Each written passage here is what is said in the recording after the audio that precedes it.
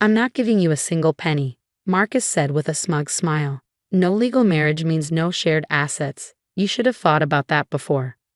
I stood in the living room, no, his living room now, watching the man I had loved for 8 years tell me I was getting nothing.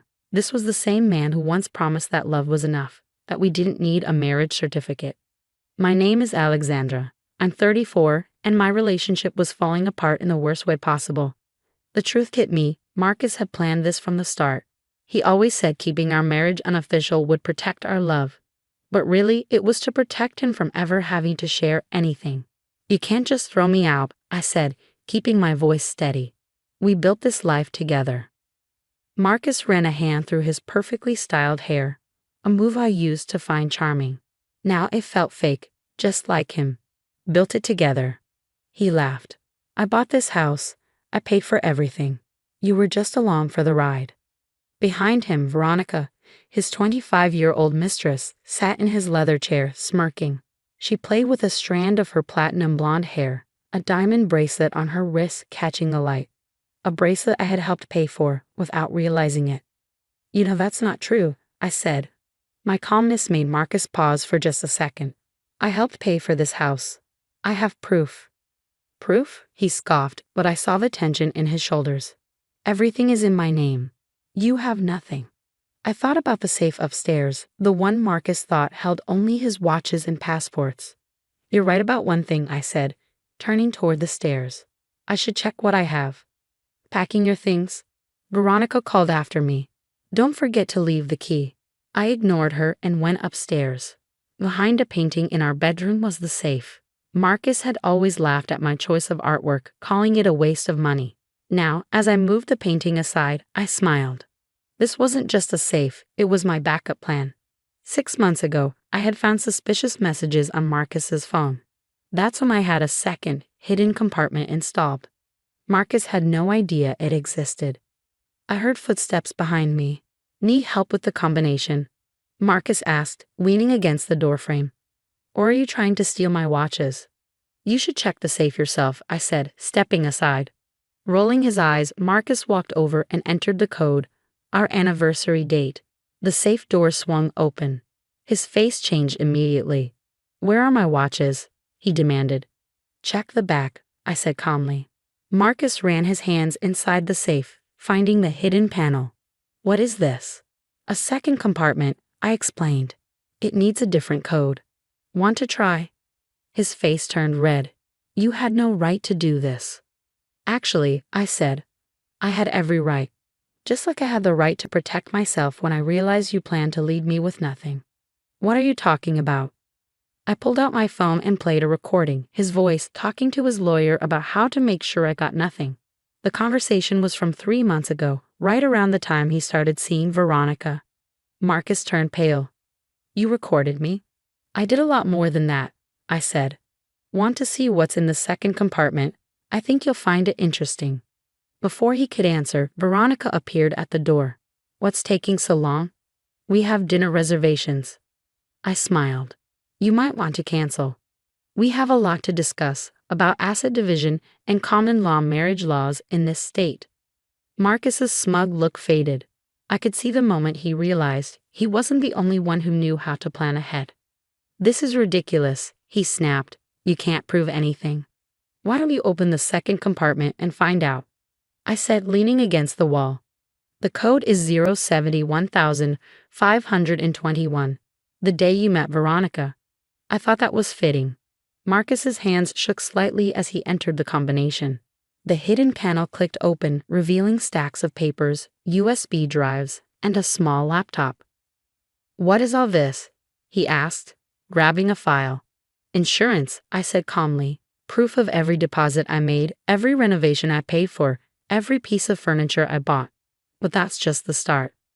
I opened a folder showing photos of Marcus and Veronica together, months before I was supposed to know about their affair. When someone moves money around suspiciously, a good investigator can find out a lot. Veronica stepped closer, trying to see the documents. That doesn't prove anything, she said. I smiled and pulled out another folder. Actually, it does. These bank statements show Marcus transferring money from our joint account to you, Veronica. The dates match your new car, designer clothes, and that bracelet on your wrist. Marcus lunged for the papers, but I stepped back. Careful. These are copies. The originals are with my lawyer. Your lawyer? He laughed, but I could hear the nervousness in his voice. Since when do you have a lawyer? Since I found your emails to your lawyer about hiding assets from me. I held up another document. You should really change your phone password more often. His face turned white. You had no right to look at my private messages. Just like you had no right to take money from our savings. I shot back, pulling out more statements. Or to use that money to take care of her. Veronica's smirk disappeared. Marcus, what is she talking about? I turned to her. He's been using our money to fund your relationship, and according to these documents, I paid for over 60% of our household expenses in the last 3 years, while Marcus spent on his business ventures. Marcus shook his head. That's not true. Everything's in my name. That doesn't matter, I said, opening my laptop. In this state, if a couple acts like they're married for long enough, the law treats them as married. And we did, for 8 years. I played video clips from holidays, family events, and business functions.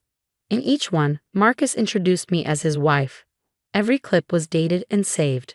But that's not even the worst part, I said, pulling out the last folder. Remember the business loan you took out last year? The one that needed a spouse's signature?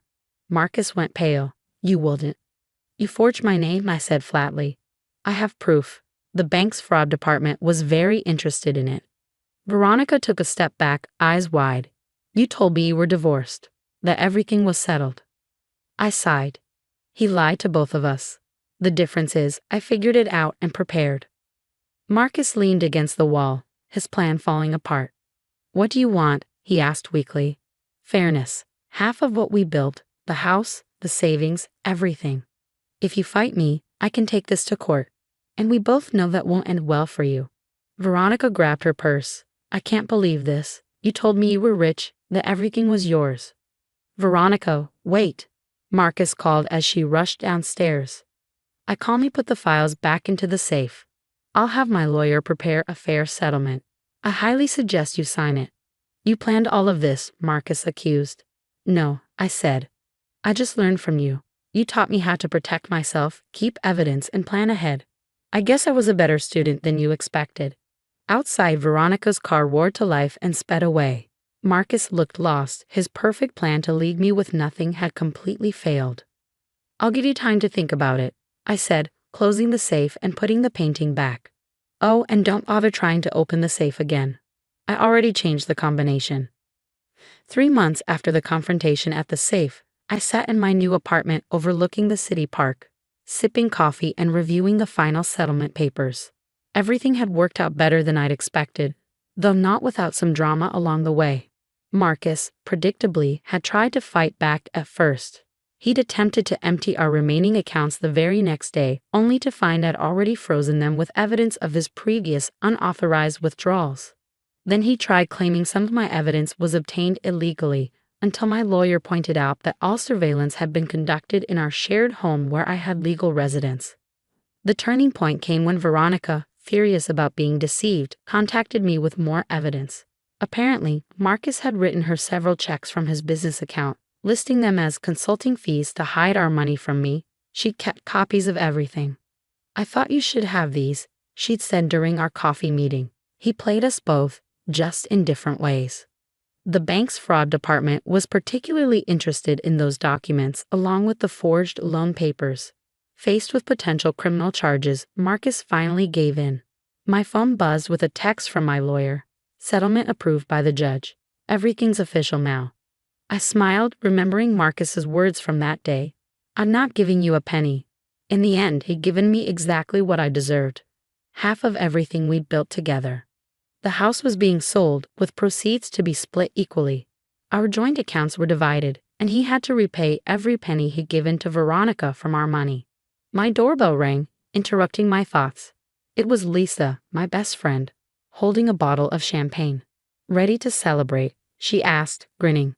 The papers just came through, I confirmed, letting her in. I still can't believe you pulled this off, she said, setting down her bag. When you first told me Marcus was cheating, I was so worried he'd leave you with nothing. I led her to the kitchen, grabbing champagne flutes. I learned something important through all this, I said, watching her pop the cork. Sometimes the best revenge isn't about getting even. It's about being prepared. And boy, were you prepared. Lisa laughed, pouring the champagne. The look on his face in the security footage when he tried to access the safe again was priceless. That had been an interesting day. The cameras I'd installed caught him attempting to break into the safe while I was out. The police had been very interested in that footage too. You know what the best part is? I said, taking my glass. I'm actually happier now. All those years, I was trying to make a marriage work with someone who saw me as disposable. Lisa raised her glass. To new beginnings? To new beginnings, I agreed. And to good lawyers, hidden safes, and karma. We settled on my new balcony, enjoying the spring breeze. Below, people walked their dogs and pushed strollers through the park. A completely different view from the suburban house I'd shared with Marcus. Have you heard what happened with his business? Lisa asked. I nodded. The bank audit triggered by the fraud investigation found some creative accounting. He's had to sell his share to his partners. Karma really is something, Lisa mused. And Veronica? Last I heard, she's dating one of the bank investigators, I said, unable to hold back a laugh. Apparently, they hit it off when she was providing evidence against Marcus. The sun was setting, casting a golden glow over the sea. I thought about how different my life was from what I'd imagined when Marcus first proposed our private ceremony 8 years ago. Back then, I thought love was enough. Now I knew better. Trust had to be earned and protection had to be ensured. My phone buzzed again. An email from my new business partner. After the divorce settlement, I'd invested my share in a property development company. Turned out I had quite a talent for it, probably from all those years managing our household renovations. Speaking of new beginnings, I told Lisa, we just closed on that downtown project I told you about. The returns are looking even better than projected. Look at you, she said proudly, from almost losing everything to building your own empire. I shook my head. I never almost lost everything. Even when Marcus thought he had me cornered, I was always 2 steps ahead. That's the difference between us. He planned to tear someone down, while I planned to build myself up. As the sky darkened and city lights began twinkling, I felt a deep sense of peace. The safe upstairs in my old house had held more than just documents. It had contained my freedom, my future, and my power to choose my own path. Marcus had taught me one valuable lesson. Always keep evidence, always plan ahead, and never let anyone make you feel powerless. It wasn't the lesson he'd intended to teach, but it was one I'd never forget.